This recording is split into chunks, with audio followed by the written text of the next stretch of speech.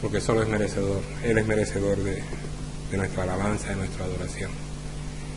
Y ahora, bueno, vamos a tener nuestra palabra que esta mañana nos trae nuestra pastora, y clamamos al Señor para que el Señor la guíe, la dirija y la utilice conforme al propósito que el Señor tiene hoy en esta mañana para con su pueblo. Amén.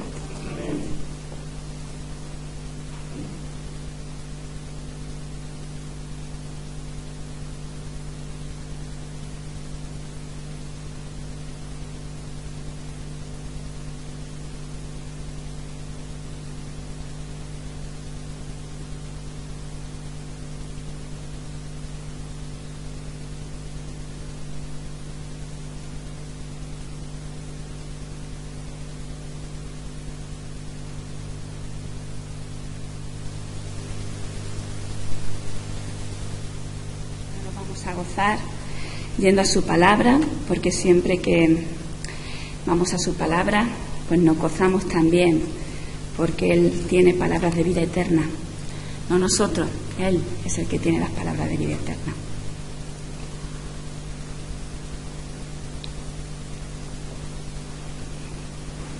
Muy bien, pues vamos a seguir la palabra del Señor en Éxodo.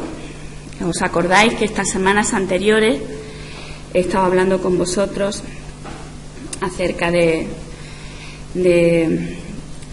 cómo el Señor tiene que moldear nuestras vidas, de cómo ser un buen siervo, de las pautas que el Señor nos ha dado para ser buenos siervos del Señor y de las cosas que tenemos que aprender para ser buenos siervos del Señor?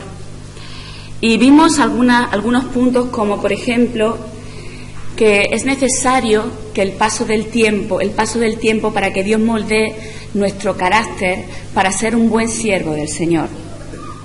Es necesario también el sufrimiento muchas veces en nuestra vida para que seamos y aprendamos a ser buenos siervos del Señor. Vimos también que es necesario que aprendamos a someter nuestra voluntad a la voluntad del Señor, porque eso también moldea nuestro carácter y hace que seamos buenos siervos del Señor, como el ejemplo que vimos acerca de nuestro Señor Jesucristo, como Él fue obediente hasta la muerte y muerte de cruz. Vimos también que debemos aprender, esto lo vamos a ver ahora vamos a aprender otro aspecto muy importante, que un siervo del Señor. Porque, hermanos, no olvidemos que cuando hablo de siervo del Señor no me estoy refiriendo solamente a los que están aquí, que se ven de forma visible. Cuando yo hablo de siervos del Señor es que todos sus hijos, todos los nacidos de nuevo, todos los que han sido bautizados en el Espíritu Santo, todos aquellos que son hijos del Señor, estamos llamados a ser siervos del Señor. Todo aquel que quiere ser discípulo del Señor está llamado a ser siervo del Señor. Entonces no estoy hablando solamente, mucho más, evidentemente muchos más aquellos que tienen puestos de responsabilidad dentro de la Iglesia del Señor, mucho más. Pero estoy hablando en general a todos los siervos del Señor, a todos los que se consideran siervos del Señor. Y algo muy importante que hoy vamos a ver y que tenemos que aprender como siervos del Señor es conocer otro aspecto de nuestro Señor que es fundamental y que quizás sea lo más importante y la característica más importante de nuestro Señor. Y yo os pregunto, ¿cuál creéis vosotros que es la característica más importante con la que definimos a nuestro Señor?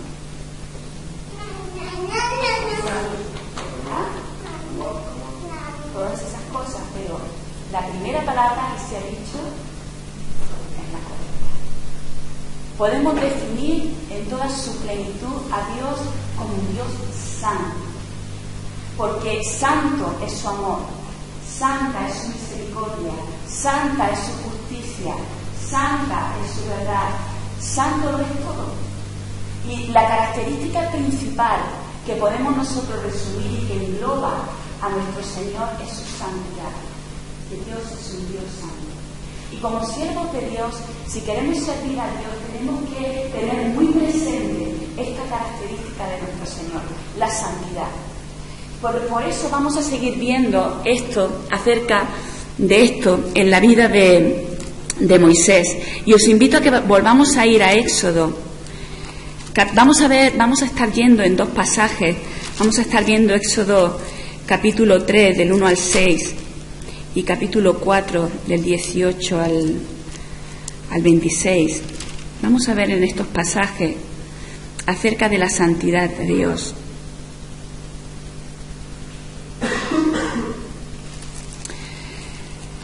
Vamos a orar primeramente. Señor, queremos poner delante de tu presencia tu palabra.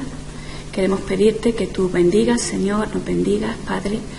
Que tú atiendas, Señor, abra nuestros corazones, abra nuestros oídos, abra nuestro entendimiento, Señor, para poder entender aquellas cosas, Señor, que tú quieres que nosotros sepamos y que puedas ministrar nuestros corazones, nuestra alma, nuestro espíritu, nuestro entendimiento, Señor, para la gloria y honra de tu santo nombre.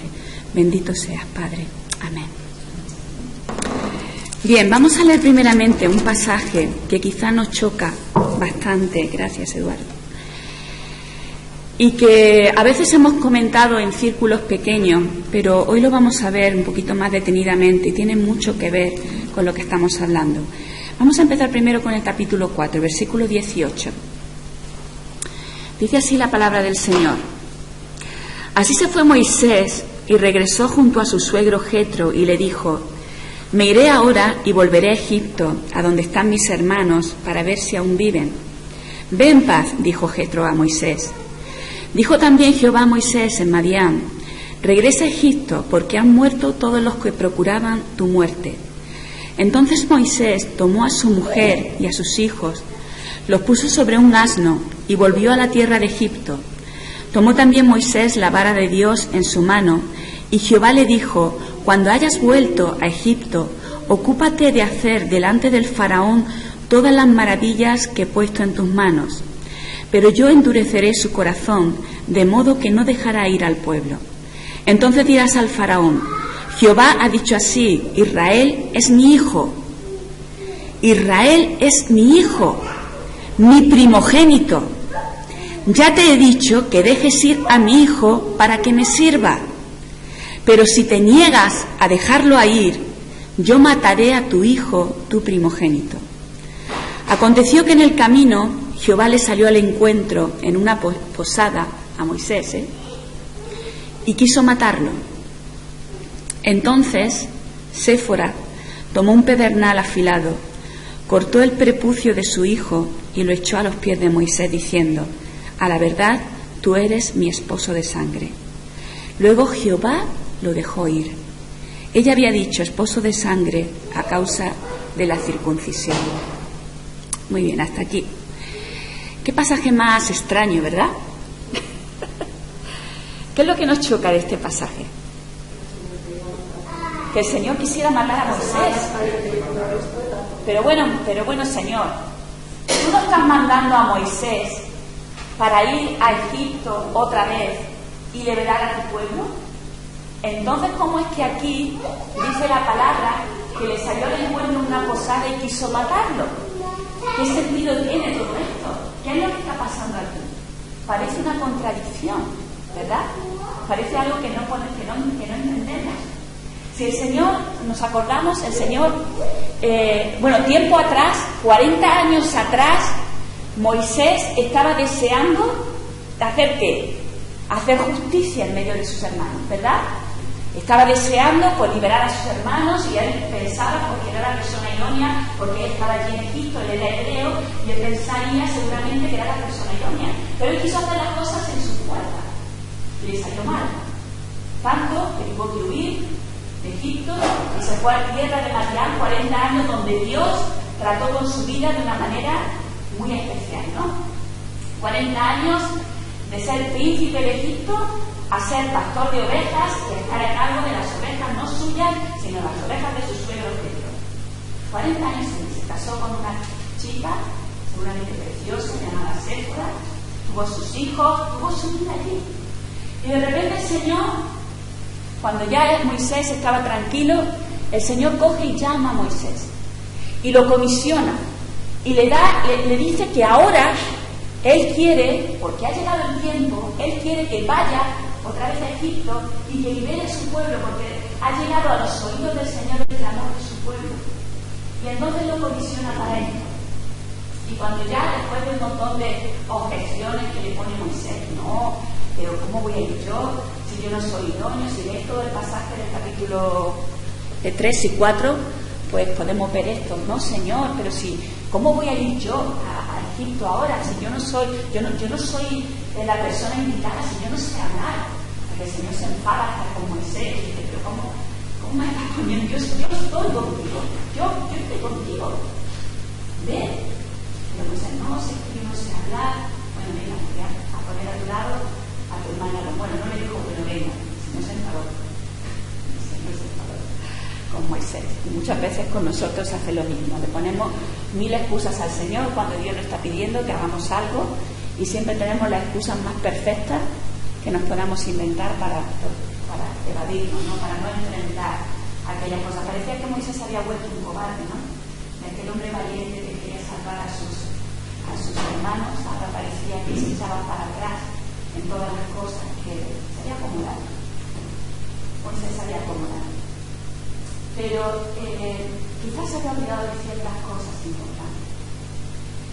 Y por eso Moisés tiene que tener un encuentro con el Señor donde Dios se revela su vida de una forma muy especial.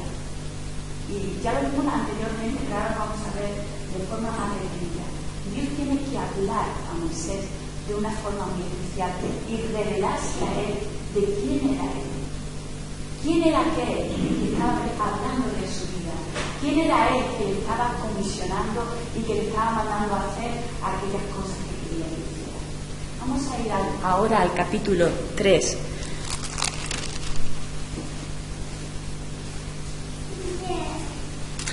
Porque en base a esto vamos a entender la reacción de Dios hacia Moisés. En el capítulo 4. Bien, capítulo 3, versículo 1 dice: apacentando Moisés las ovejas de su suegro Jetro, sacerdote de Madián, llevó las ovejas a través del desierto y llegó hasta Horeb, el monte de Dios.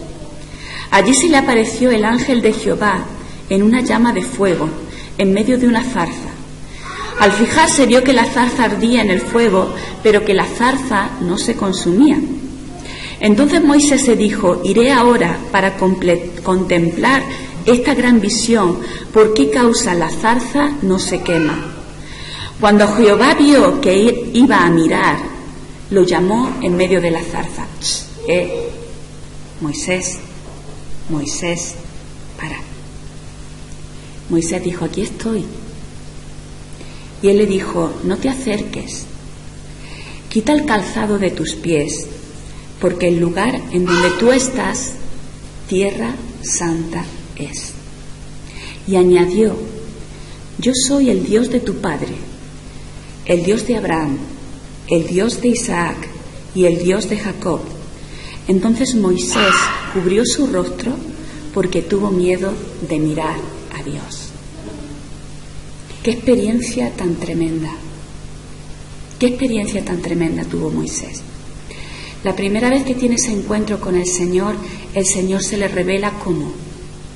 El Señor se le revela como un Dios santo. Porque Moisés estaba en el monte y vio aquella zarza y subió para ver qué era. Pero eso era un monte y era una zarza que estaba ardiendo.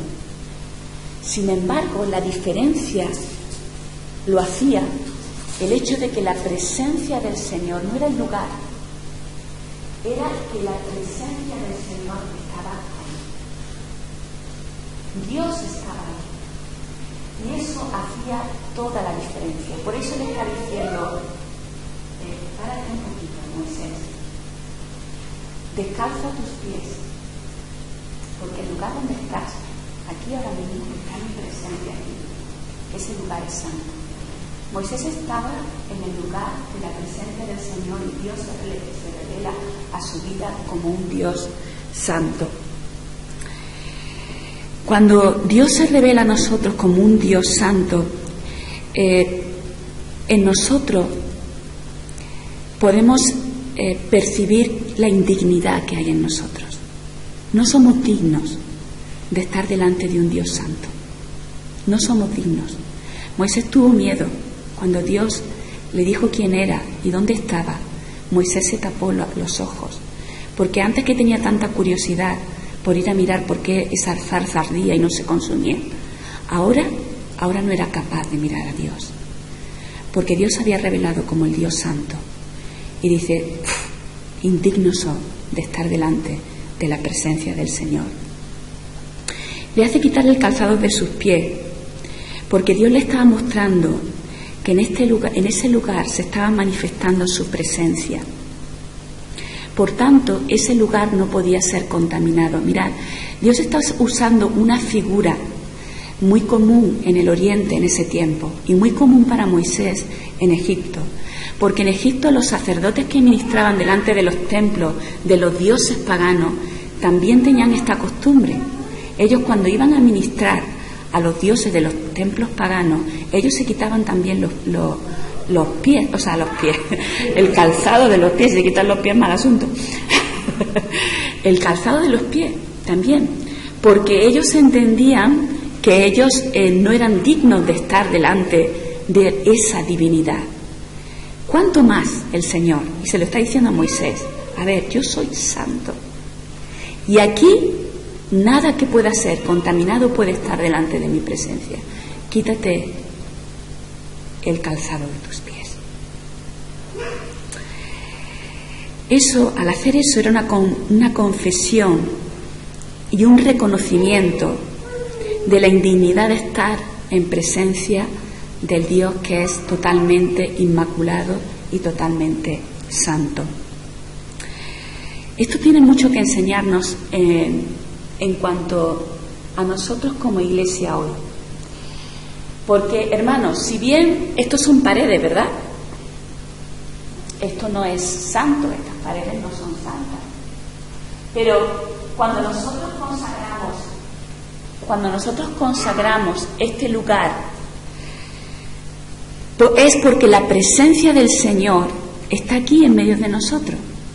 Por lo tanto, donde está la presencia del Señor y donde está el lugar en el que Dios se consagra, es santo y merece todo el respeto y merece toda la reverencia y merece todo el honor que nosotros podamos darlo.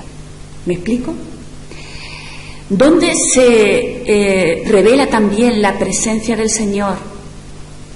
¿Dónde? En el Nuevo Testamento Dios hizo posible algo impensable, y es que su presencia viniera a morar, ¿dónde? En el templo que somos nosotros. El Espíritu Santo, nosotros somos el templo del Espíritu Santo, y ha venido a morar en medio de nosotros. ¿Por qué? ¿Porque nosotros somos muy puros? No. ¿Qué es lo que ha hecho la diferencia? ¿Qué es lo que ha hecho la diferencia? Amén. Lo que ha hecho la diferencia es Cristo, porque por Él somos santificados y por Él somos santos. Entonces, por eso su presencia puede ser derramada en medio de nuestras vidas. Y por eso el Señor dice que tenemos que, como somos templo del Espíritu Santo, cuidado con contaminar el templo del Espíritu Santo, porque ahí es donde habita el Señor.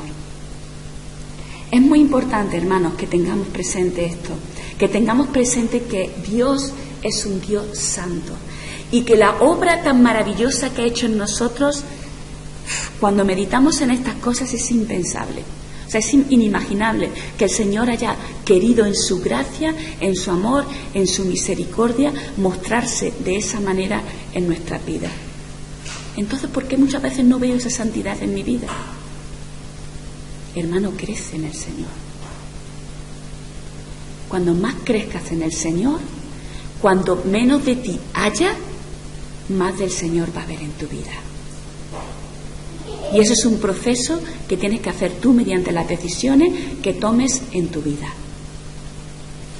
Moisés fue consciente de esto, como siervo del Señor, que iba comisionado por Dios para una misión tan espeluznante como esa, porque sacar a todo un pueblo de Egipto de la manera como lo iba a sacar, iba a requerir agallas, iba a requerir valentía, iba a requerir estar lleno del Señor y ir en el nombre del Señor. Entonces Dios se tiene que mostrar a su siervo como, ojo, yo soy el Santo. Fijaros, Dios también se muestra a Moisés como el Dios que ha dado a sus padres las promesas. Le dice, mira, Moisés, yo soy el Dios de tu padre, el Dios de Abraham, el Dios de Isaac, el Dios de Jacob. Le está diciendo, Moisés, yo no me he olvidado de vosotros. El Dios que se reveló desde un principio a tu padre Abraham para que saliera, para hacer de él un pueblo escogido, ese Dios que se reveló a su vida está aquí, delante de ti. Y ahora mis planes se van a cumplir en su tiempo. Mira, cuando Dios llama a Abraham y le da la promesa y le dice que él va a ser, que en él van a ser benditas todas las naciones, que de él va a hacer una gran nación, también le dice en Génesis capítulo 15, versículos del 13 al 16, también le dice, pero la nación, tus descendientes, van a ser esclavos en Egipto. Van a estar allí por 400 años. Pero yo los voy a sacar con mano poderosa. O sea, esta promesa y esta profecía estaba ya dada desde mucho antes. Y estoy seguro de que el Señor, de que ellos conocían estas cosas y que sabían acerca de estas cosas. Pero el Señor se lo recuerda. Yo, el que está hablando contigo, soy el Dios que se reveló a tus padres y el Dios que ha dado esta promesa. Y ahora ha llegado el tiempo de que esto se cumpla. También le dice Dios a Moisés, en los versículos, un poquito más adelante, podemos ver en los versículos 13 al 15, otra revelación de cómo Dios se muestra a la vida de Moisés y se presenta a su vida y le dice de quién es él. Versículo 13 dice, dijo Moisés a Dios, si yo voy a los hijos de Israel y les digo, Jehová, el Dios de nuestros padres, me ha enviado a vosotros, me van a preguntar, ¿y cuál es ese nombre? ¿Cuál es el nombre en el que tú vienes? Entonces, ¿qué les voy a responder? Y le dijo Dios a Moisés, yo soy el que soy. Toma ya. Se quedaría Moisés así, con una cara, como diciendo, ¿cómo que tú eres el que eres? Y añadió, así dirás a los hijos de Israel, yo soy, me envió a vosotros. Además dijo Dios a Moisés, así dirás a los hijos de Israel, Jehová, el Dios de vuestros padres, el Dios de Abraham, el Dios de Isaac, el Dios de Jacob, me ha enviado a vosotros. Este es mi nombre para siempre, con el que se me recordará por todos los siglos. Cuando Dios se revela a Moisés y le dice este nombre acerca de Jehová y de que yo soy el que soy, está muy relacionado uno con otro. Está formado por el verbo hebreo Habat, que significa ser, y significa uno que es lo que es. Parece que no nos dice mucho a simple vista, pero el teólogo Matthew Henry lo explica así. He puesto aquí las palabras de este teólogo, lo explica de esta manera. Explica varias cosas. Dice, cuando nosotros leemos este nombre, podemos ver que Él es el que autoexiste. Cuando Dios se revela a Moisés con este nombre, le está diciendo, yo soy aquel que tiene ser en sí mismo. Es decir, nadie me ha creado. Nadie. Yo soy autoexistente. Yo no tengo ni principio ni tengo fin. Yo soy el Dios que nadie ha cogido y ha hecho, bueno, voy a hacer a este Dios. No, es el Dios verdadero y el único Dios. Fijaros qué importante de este nombre. Y qué poderoso, porque Él se va a enfrentar ¿a quiénes? A un montón de dioses de Egipto, a un montón de divinidades que se piensan, donde los egipcios adoran a esas divinidades y se piensan que son los sumos, porque acordaros que en ese tiempo el pueblo egipcio era muy importante y muy poderoso en la tierra. Pero el Señor se revela a ellos y les dice, yo soy el Eterno. A mí nadie me ha creado. Yo no estoy creado ni hecho por manos humanas, ni por formas de animales, ni por otras cosas que nosotros podemos ver. Porque esa es otra de las características. Cuando Dios le dice eso a Moisés, le está diciendo que Él es incomprensible, que no podemos por medios humanos desentrañar lo que Él es. Este nombre, dice este teólogo, detiene todas las indagatorias osadas y curiosas acerca de Dios. ¿Cómo es Dios? A ver cómo es Dios. Vamos a hacer una imagen de a ver cómo es Dios. ¿Cómo me imagino yo que es Dios? Por eso, hermano, es tan abominable delante del Señor que se le hagan imágenes y que se le hagan estatuas y se diga, este es Dios, vamos a ir en pos de Él. Pero ¿quién ha visto a Dios jamás? ¿Cómo podemos siquiera osar representar a Dios de alguna manera? Ni siquiera de una forma humana. Porque a Dios nadie le ha visto jamás. Y el Señor le dice en el primer mandamiento, no tendrás dioses ajenos delante de ti, no te postrarás delante de ellos ni te inclinarás, no te harás imágenes ni lo que hay arriba en el cielo ni lo que hay abajo en la tierra, porque yo soy tu Dios. El Señor dice esas cosas de manera clara en sus mandamientos. Entonces le dice a Moisés, yo soy el que soy, yo soy Jehová, y por este nombre me van a conocer por los siglos de los siglos. Han pasado 3.500 años. Seguimos conociéndolo como Jehová. Gloria a su santo nombre.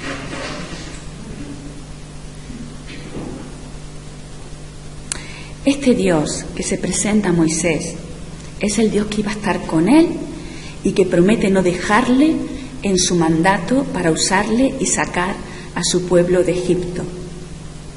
Moisés tenía que tener una perspectiva bien directa de quién era Dios para poder llevar a cabo esta comisión. Y en base a esta verdad que él estaba conociendo de un Dios santo, de un Dios incomprensible, de un Dios todopoderoso, del Dios de sus padres, en base a toda esta verdad, de todo este conocimiento que él estaba adquiriendo, así tenía que actuar en consecuencia en su vida. Porque todo lo que recibimos de Dios, toda la revelación que tenemos de Dios, todo el conocimiento que vamos adquiriendo acerca de Dios, no es para que se quede ahí, es para que nosotros actuemos en consecuencia de aquellas cosas que estamos aprendiendo acerca de Dios. Bien, vamos al pasaje que hemos leído al principio. ¿Qué pasaba aquí entonces? ¿Qué pasaba aquí? Que como Dios es un Dios santo, exige santidad. Y a sus hijos exige santidad. Entonces Dios le sale al encuentro a Moisés, porque él iba a realizar esa tarea tan enorme, iba a servir al Señor de una forma en la que él no estaba en santidad delante de Dios.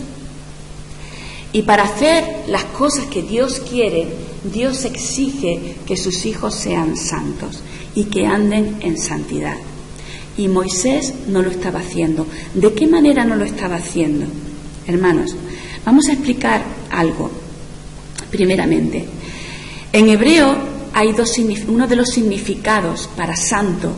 Uno de los significados para santo es Kodesh, que significa separado, ¿vale? Significa apartado, separado.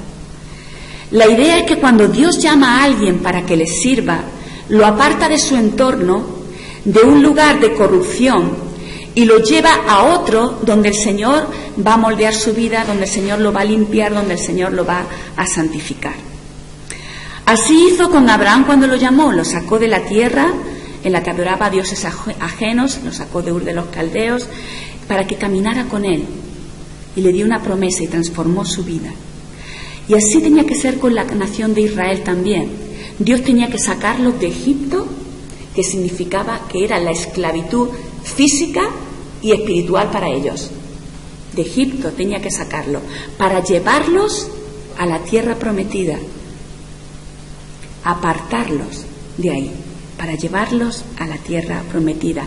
Los tenía que sacar de un sitio donde reinaba la idolatría, donde reinaba la inmoralidad, donde el nombre de Dios no podía ser glorificado, para llevarlos a un lugar donde allí tenían que adorar al Señor, donde tenían que bendecir su nombre, donde el Señor iba a ser adorado y bendecido, y donde iban a ser de testimonio para todas las demás naciones alrededor de que Dios era el único Dios verdadero. Tenían un propósito muy hermoso y poderoso en sus manos como nación. Dios había escogido a este pueblo, los había apartado, un pueblo para sí, para que le adoraran y para que demostraran a las demás naciones que Él es el único Dios verdadero y que Él es el único que tenía las normas morales, espirituales, que iban a regir sus vidas y que eran santas como Él es santo. Hermanos, en el Nuevo Testamento Dios sigue usando el mismo, absolutamente el mismo patrón, porque en el Nuevo Testamento encontramos la palabra iglesia, y lo encontramos ya en la primera vez que se pronuncia la palabra iglesia, está en los evangelios, Cristo lo dice, y todavía la iglesia no está formada. Por lo tanto, ¿qué significa iglesia? La palabra iglesia viene de un vocablo griego que se compone de dos palabras. Una es ek, que significa fuera de, y la otra es klesis, que significa llamamiento. Es decir, hemos sido su iglesia, hemos sido llamados a salir del mundo. ¿Entendemos? Dios ha cogido y ha hecho así: tú para mí, tú para mí, tú para mí, mi iglesia. Hemos sido llamados a salir del mundo. Por lo tanto, es una aberración enorme que quieras seguir en el mundo cuando Dios me está llamando. Dios te está llamando. Aquí creo que todos, por la gracia del Señor, somos creyentes. Pero cuando Dios hace eso de apartarnos, esa parte de ser santo, que es apartado para Él, cuando Dios hace eso, lo que nos está diciendo a cada uno de nosotros es que nosotros tenemos que ser diferentes. Tenemos que ser diferentes y tenemos que hacer la diferencia en este mundo, porque nosotros hemos sido llamados precisamente para ser diferentes. ¿Estáis conmigo? Para ser diferentes, hermanos. No queramos ser como el mundo. No queramos ser como el mundo. Porque Dios precisamente nos ha llamado para ser diferentes. Y déjame que te diga, eso es un honor. Eso es el mayor honor que tú puedas tener como persona. Porque Dios no te ha llamado a ser diferente porque tú lo valgas. Porque tú seas guay. ¿Verdad? Dios dice que te ha llamado a ser diferente porque te ama. Por puro amor, por pura gracia, por pura misericordia. No porque seas más listo o más tonto. No porque seas más habilidoso o menos habilidoso. No porque seas más guapo o más feo. Dios te ha llamado a ser diferente porque te ama. Entonces es un honor que Dios nos haya apartado para ser diferente, que nos haya apartado para ser para Él. Eso es todo un honor. La palabra iglesia significa eso. Hemos sido llamados a salir fuera del mundo, pero luego con una misión, ir al mundo, pero desde fuera. ¿Entendemos? Desde fuera ya no somos como los que estamos en el mundo, ahora somos su iglesia, y desde fuera, apartados, santificados para Él, somos llamados para ir al mundo, a mostrar la gloria y la santidad del Señor a esas personas, pero siempre resguardados en medio de su rebaño, en medio de su iglesia, y no apartados fuera de ahí. Por eso es tan importante que como iglesia estemos juntos, que como iglesia, con nuestras imperfecciones, con nuestros defectos, con nuestras luchas, con nuestras cosas, pero es tan importante que seamos uno solo y que seamos su iglesia, que es el propósito eterno y especial que Dios ha tenido con nosotros. ¿Qué dice 2 de Corintios 6, 17? Vamos a reforzar las palabras que he dicho con la palabra del Señor. 2 de Corintios 6, 17. Y así no dormí. Por lo cual, salid de en medio de ellos y apartaos, dice el Señor, y no toquéis lo inmundo, y yo recibiré. Amén. ¿Qué dice Levítico 11, 45?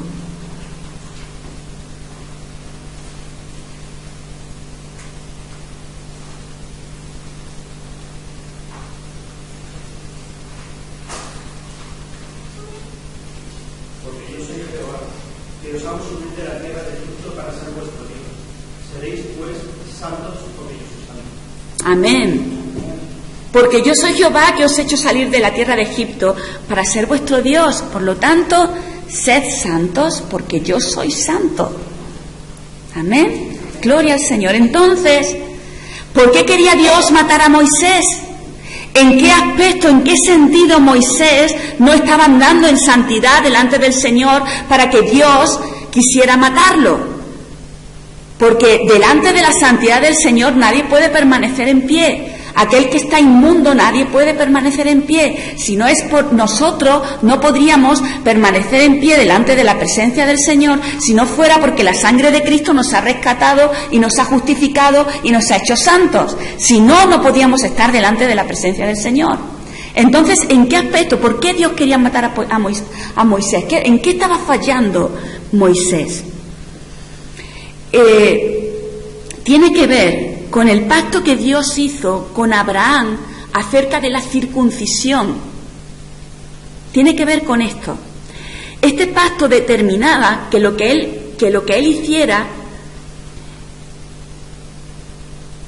que el que llevara a cabo la circuncisión significaba que formaba parte del pueblo de Dios. Y tiene que ver con ese aspecto de la santidad que significa separado para Dios. O sea, tú estás circuncidado, pues eres parte de la familia de Dios. Esta es la señal del pacto. Vamos a leerlo. Vamos a verlo en Génesis capítulo 17 del 7 al 11. Y vamos a ver lo que Dios le dijo a Abraham acerca de esto. Génesis capítulo 17 del 7 al 11.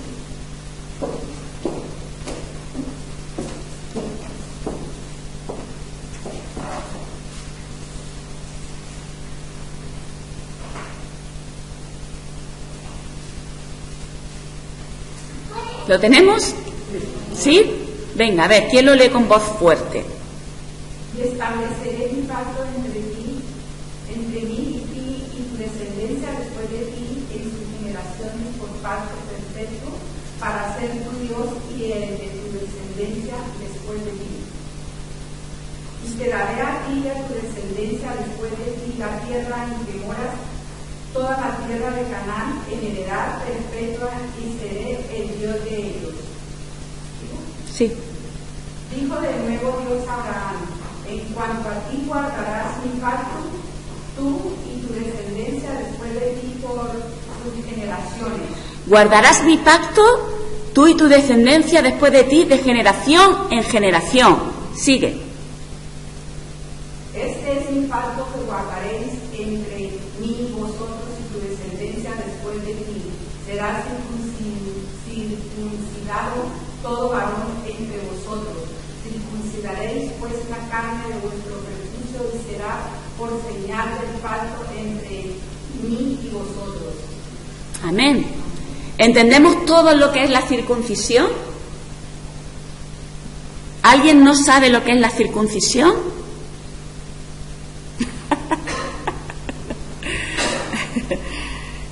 Creo que sí, ¿no?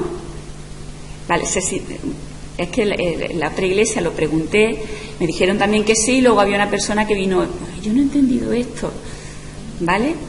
Es lo que hoy en día se llama fimosis, ¿vale? Hacer la circuncisión es cortar aquella tela que al hombre le sobra, y esa es la circuncisión, ¿vale? Entonces, ese es el pacto, esa es la señal del pacto de que los hijos de Dios, de que el pueblo de Dios era el pueblo de Dios. Y tiene que ver con esa parte de la santidad, de que ellos son apartados para mí. Por eso esa es la señal del pacto. La ofensa a la santidad de Dios merece la muerte, porque es aborrecible para Dios el pecado que afecta a su propia santidad. Hoy en día, en el Nuevo Testamento, el Señor ha hecho un nuevo pacto con nosotros a través de su Hijo Jesucristo. Y ya no nos pide la circuncisión física, pero sí nos pide la circuncisión espiritual, que nos mantengamos en santidad, como Dios nos ha hecho santos, seamos santos también para Él. Colosenses 2, versículo 11. ¿Qué dice? Que alguien busque Colosenses 2:11 y otro, Primera de Pedro 1:15 y 16.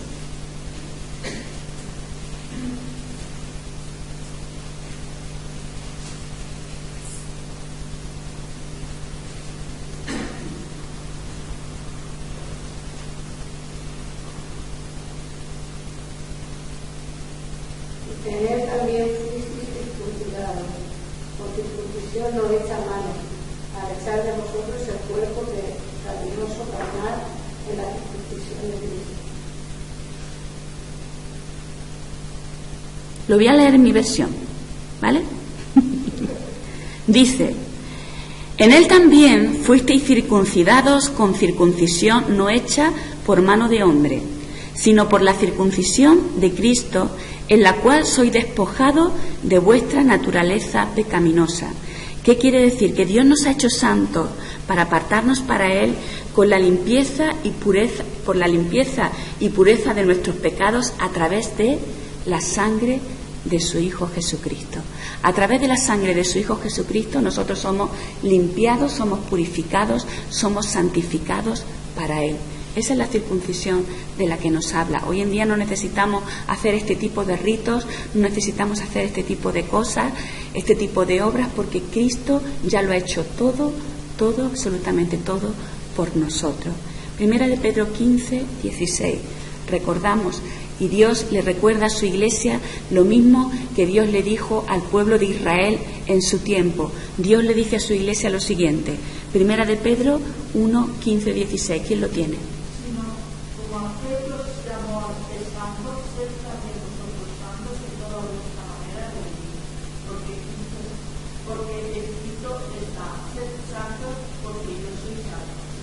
Amén.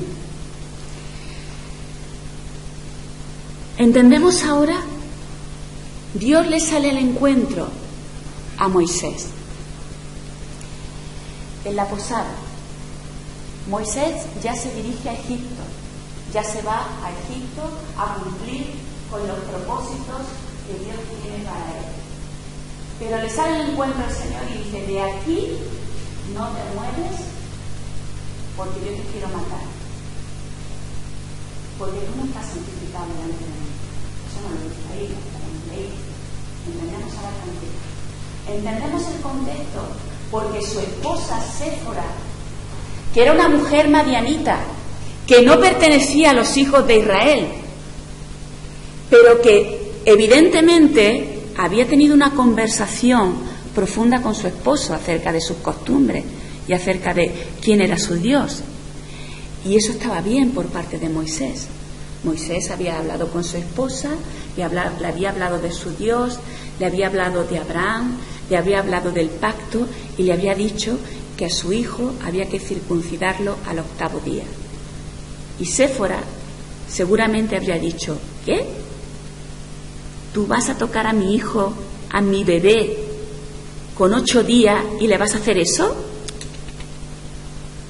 No. ¿Perdona? Pero no. Moisés llevaba 40 años en el desierto, 40 años con los madianitas, fuera de las costumbres, fuera de su pueblo. Y su esposa ahí había impuesto su voluntad. Por eso, cuando Dios le sale al encuentro y Séfora se da cuenta de que Dios quiere matar a Moisés, ella dice: no estamos cumpliendo con lo que Dios está diciendo. Y cogió corriendo un cuchillo afilado y hizo: pobrecito, ya no tenía 8 días, ya era más grandecito. Y ahí duele más. Pero Séfora fue rápida. Se dio cuenta de lo que pasaba, se dio cuenta y actuó en consecuencia, y lo hizo bien. Quien no lo hizo bien fue Moisés, porque Moisés, como varón de Dios, como varón de su casa, él tenía que haber sido el primero en decir: Dios se me ha revelado como un Dios santo. Por cuanto Él es santo y me pide que yo sea santo, yo tengo que hacer cumplir en mí mismo, antes de llevar a cabo cualquier misión, cualquier servicio delante del Señor, en mí mismo tengo que llevar a cabo la ley del Señor y estar santo delante del Señor. Moisés no lo hizo bien, pero gracias al Señor que Séfora sí que fue capaz de entender estas cosas y darse cuenta de su error y poder actuar de forma rápida. Esto tiene mucha enseñanza para los matrimonios. Tiene muchas cosas que enseñarnos para los matrimonios. Los varones del Señor tienen que ser los primeros en tomar la responsabilidad espiritual en sus hogares y en sus casas. Hermanos, todos tenemos responsabilidad espiritual, todos. Porque el pecado cada uno pagará por su propio pecado. La palabra del Señor así lo dice. Pero vosotros, como hombres del Señor, como hombres de vuestro hogar, tenéis que tomar las riendas espirituales de vuestra casa y saber guiar a vuestras esposas y a vuestros hijos en santidad delante del Señor. Que lo consigáis o no, que el Señor os dé gracia. Pero es vuestra responsabilidad delante de Dios hacer estas cosas, porque el Señor os ha llamado también a eso. El Señor os ha llamado también a eso. Tenéis la responsabilidad de servir al Señor con vuestra familia y con vuestros hogares. Y tenéis la responsabilidad de transmitir a vuestras esposas y a vuestros hijos la palabra del Señor, lo que el Señor dice, y actuar en consecuencia a lo que el Señor dice. Eso es vuestra responsabilidad. También las mujeres, como ayuda idónea, que Dios nos ha puesto ahí para que estemos con nuestros esposos, obedeciéndoles, estando sujetas a ellos y cumpliendo así la voluntad del Señor y lo que la palabra del Señor dice. Siendo un equipo. Para que en estas generaciones que hay, para que en estas generaciones que se están levantando, conozcan lo que son realmente familias apartadas y consagradas al Señor. Conozcan lo que es verdaderamente ser una familia en el Señor. Conozcan los jóvenes cuáles son los ejemplos que tienen que seguir y vean los modelos en sus mayores de lo que tiene que ser una vida santa y consagrada al Señor. Es una responsabilidad que el Señor nos pone a cada uno de nosotros como hijos de Dios, y los que tenemos hogares, los que estamos criando hijos, los que estamos en esa edad de poder educar a nuestros hijos, de guiarlos por los caminos rectos del Señor. Es nuestra responsabilidad hacer estas cosas. Por lo tanto, Dios le salió al encuentro a Moisés para matarlo, porque si Moisés no iba preparado como Dios quería que fuera preparado en santidad delante de él, no iba a calificar para la tarea que Dios le estaba encomendando. No era digno de llevar a cabo esta tarea tan inmensa que el Señor le estaba encomendando. No podía ir delante del pueblo con autoridad, a presentarse delante del pueblo y a decir: el Dios de nuestros padres me ha dicho que os saque de Egipto. ¿Ah, sí? ¿Tus hijos están circuncidados? No. Entonces, ¿con qué autoridad vienes aquí a decirnos a nosotros lo que tenemos que hacer? ¿Entendéis? Por otro lado, también la lucha espiritual que iba a sostener era mucha. Iba a sostener una lucha espiritual contra esos demonios que estaban ahí llamados dioses, que eran un montón de ellos, y iban a sacarlo del mundo, de la esclavitud de Egipto, con lo que todo eso representaba, para que fueran a adorar a Dios. ¿Creéis que esos demonios lo iban a dejar? Y si tú no vas bien, espiritualmente hablando, si tú no vas en santidad para servir al Señor, ¿crees que vas a ganar esa batalla? No. No. Porque déjame que te diga que el diablo es más fuerte que tú cuando tú estás en tu carne. Porque el que te da poder no eres tú, ni es tu santidad, ni es tu... No, el que te da poder es estar bajo la cobertura del Señor en santidad y en obediencia delante de Él. Eso es lo que te da autoridad y eso es lo que te da poder. Entonces Moisés tenía que ser el primero en irse santificado para la tarea que Dios le estaba pidiendo. Tenía que ser el primero en dar ejemplo. ¿Entendemos mejor ahora este pasaje? Dios se había revelado a Moisés de todas estas maneras y Moisés tenía que actuar en consecuencia, y como no lo estaba haciendo, Dios se los tuvo que mostrar de una manera drástica y radical. Pero como estaba en los planes del Señor que esto así fuera, al final se cumplieron los planes y los propósitos del Señor como Él quiso.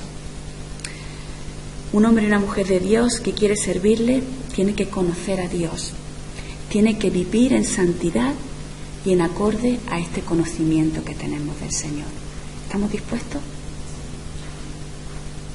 Amén. Que el Señor nos bendiga.